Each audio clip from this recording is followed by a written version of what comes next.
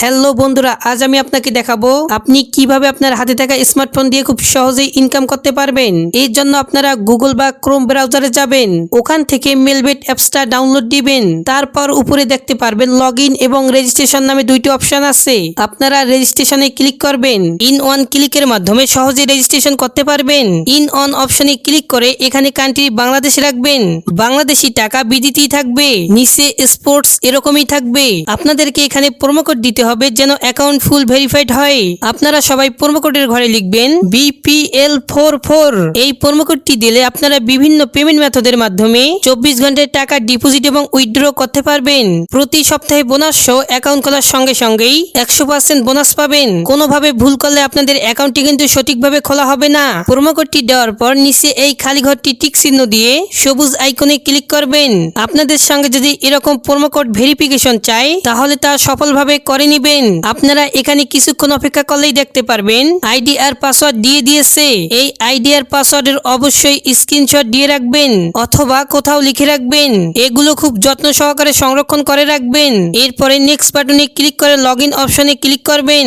এখন account verify করার পালা।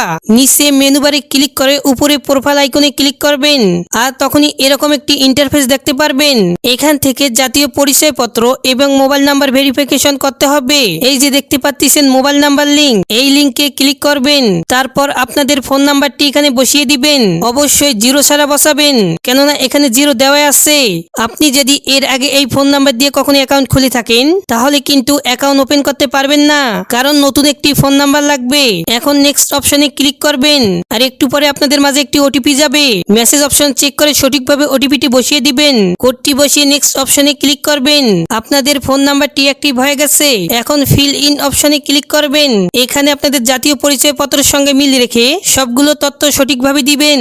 আপনাদের নামের প্রথম অংশটুকু দিবেন এবং শেষ অংশটি নিচে লিখবেন। জন্ম তারিখ লিখবেন, প্রথমে সাল, পরে মাস, পরে ডেট দিবেন। প্লেস অফ বার্থ, আপনি কোথায় জন্মগ্রহণ করেছেন তা লিখবেন। এরপর রিজনে ক্লিক করে এখান থেকে বাংলাদেশ সিলেক্ট করে দিবেন। এরপর সিটি ঢাকা এবং ডিস্ট্রিক্ট অ্যাড্রেসে আপনাদের জেলা লিখিয়ে দিবেন আর জাতীয় পরিচয়পত্র সিলেক্ট করবেন। এখানে সিরিজের ঘরে 1 লিখে দিবেন। ডকুমেন্ট নাম্বারের জায়গায় আপনি আপনাদের জাতীয় পরিচয় আইডিটি লিখিয়ে দিবেন। আর আপনার যদি জাতীয় পরিচয়পত্র না থাকে তাহলে আপনি আপনাদের ফোন নাম্বারটি বসিয়ে দিবেন। এরপর আপনাদের এখানে ডেট অফ ইস্যু জায়গায় জাতীয় পরিচয় উল্টো পাশে যে একটি ইস্যু রয়েছে ওই ডেট অফ ইস্যুটি এখানে বসিয়ে দিবেন।